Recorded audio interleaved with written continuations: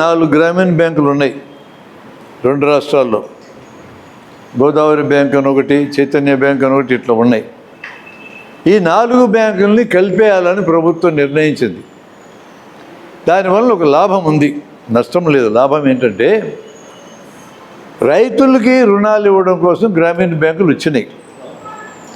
ఇక్కడ ఒక బ్యాంకు దగ్గర డబ్బులు ఎక్కువ, ఒక బ్యాంకు దగ్గర డబ్బులు తక్కువ ఉంటే ఈ పరిస్థితి మారుతుంది మొత్తం ఒక దగ్గరికి చేరితే. ఇదివరకు బ్యాంకులను విలీనం చేసినప్పుడు కూడా ఇదే ఐడియా. బ్యాంకులు విడివిడిగా ఉంటే ఈ 25 లక్షల కోట్లు ఎగ్గొట్టిన పెద్ద మనుషులకి అప్పులు ఇవ్వడానికి చేత కావడంలో ఒక్కొక్క బ్యాంకు అన్నీ కలిపి పారేశాడు 4-5. ఇంత తప్పే చేయొచ్చు, ఇటు ఎగ్గొడతారు. ఆ ఐడియా మనకు తెలుసు.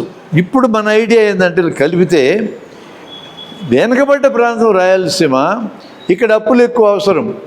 కానీ ఇతర చోట్ల గోదావరి జిల్లా లాంటి చోట్ల రైతులకు అప్పు ఎక్కువ అవసరం లేదు, డబ్బులు ఎక్కువ ఉన్నాయి. అన్నిటినీ కలిపితే ఎక్కువ అవసరం ఎక్కడ ఎక్కువ అప్పుడు ఇవ్వడం వీలవుతుంది. కలపడం అనేది తప్పు కాదు. కానీ పైనుంచి గైడ్లైన్స్, ఫైనాన్స్ డిపార్ట్మెంట్ ఇచ్చిన గైడ్లైన్స్ ఏంటంటే హెడ్ క్వార్టర్స్ ఎక్కడ పెట్టాలా అనే దానికి 4 ఉన్నాయి కదా బ్యాంకులు, ఎక్కడ పెట్టాలనే దానికి ఏ బ్యాంకు దగ్గర ఎక్కువ పెట్టుబడులు ఉంటాయో, ఏ బ్యాంకు దగ్గర ఎక్కువ బ్రాంచులు ఉంటాయో, ఏ బ్యాంకు పెర్ఫార్మెన్స్ బాగుంటుందో, ఏ బ్యాంకుకి బ్యాంకు ప్రెమిసెస్ కోసం సొంత ఆస్తి ఉంటుందో అక్కడ పెట్టమని మొదటి ఛాయిస్ ఇచ్చారు. ఆ ఛాయిస్కి వస్తే గ్రామీణ బ్యాంకుకి సొంత భూములు కడపలో ఉన్నాయి, ఎక్కువ స్కేల్లో అప్పులు ఇస్తున్నారు, ఇలా పెట్టుబడులు ఎక్కువ ఉన్నాయి. ఎక్కడ ఉండాలి హెడ్ క్వార్టర్స్? అప్పుడు దీన్ని ఎత్తుకెళ్ళి అమరావతిలో పెడతారు. అన్నీ అక్కడికే రావాలా? ఏం అవసరమై? మా కడపలో ఉంచితే నీకేంది ఇబ్బంది? ఇప్పటికే మాకు శ్రీబాగ్ ఉడంబడిక దగ్గర నుంచి అన్యాయం చేస్తానే ఉన్నారు మీరు. మా కృష్ణానది నుంచి పెన్నా ప్రాజెక్టుని ఎత్తేసినారు, సాగర్ కట్టుకున్నారు. మీకు ఇప్పుడు నీళ్ళు కావాలంటే ప్రకాశం బరాజ్ కింద పులిచింతలు కట్టుకున్నారు, సాగర్ కట్టుకున్నారు, శ్రీశైలం డ్యాము, పట్టిసీమ, పోలవరం, ఇన్ని సెక్యూరిటీలు మీరు పెట్టుకున్నారు.